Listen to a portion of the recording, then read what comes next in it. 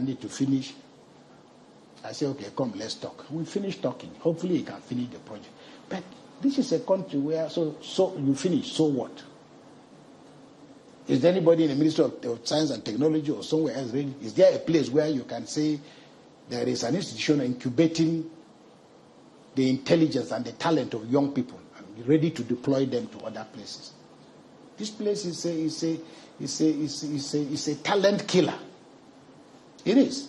And you cannot treat young people like this and think you have a future. It's not possible. So the contestation, the gyration, the volatility will persist. We may conduct elections. We'll go through the motions.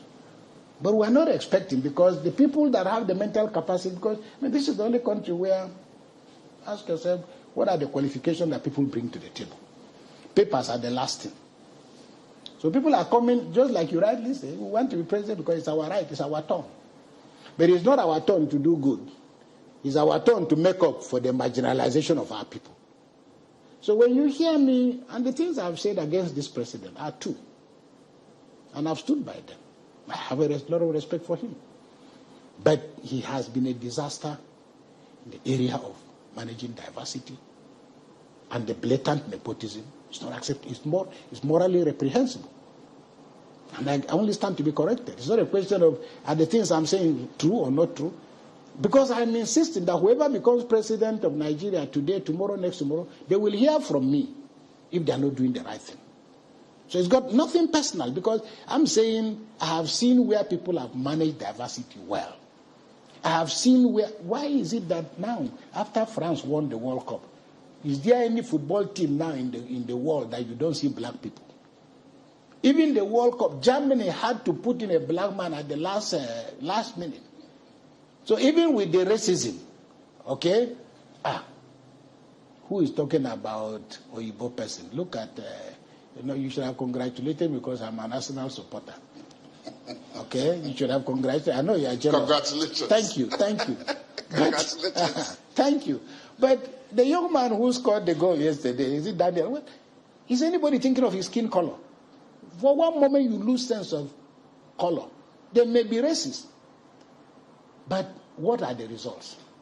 So if we do not aspire to create a country where we are blind to the sins of the flesh, and the sins of the flesh are what produce ethnicity, this toxicity that you define somebody standing before you not as a child of God, but you define somebody not because of his capacity, but you give him a front seat because you speak the same language, because he's from your town, because you worship in the same mosque or the same church.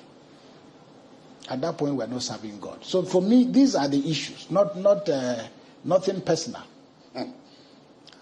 Bishop Kukah, do you fear at any point for your safety? Because there are people who will go beyond having arguments with you. There are those who go beyond issuing rebuttals, as we have seen with a few cases in Nigeria. Do you sometimes look at yourself, or do close relatives of yours speak to you and say, Bishop, we still need you around? No, when people talk about fear, I ask myself, so fear of what? Really, truly, fear of what? Death. The only thing I'm afraid of is to break the law. That's what I'm afraid of, and I live with it every day. And the only thing that can give me a sense of fear is that I've broken the law. Short of breaking the law, I will fear a human being, or fear what? I've not abused anybody. Even my worst critics will concede that I have never insulted anybody. But what is even more important to me, and for me, it's a sense of validation. So when people talk to me about fear, I don't know what they're talking about, because for me, the only fear I have is a fear that this country might go under. And it's a fear that is genuine, but we must do everything humanly possible to avert what is clearly a looming disaster. Because we can do better than this. And I know that the percentage of those who want this country to sink, probably less than 5% or 3%. So over 90% of ordinary Nigerians just want to be left to do. They are not. I think we have oversubscribed in terms of what government has the capacity to do. Because beyond electing a man from your village, after the election, you won't see him again. So, and there is nothing to suggest that the people from the president's town are necessarily benefiting more than other people, except of recent, where some people have on their own carried projects to Daura. And I'm not sure that the president himself necessarily asked them to do that. But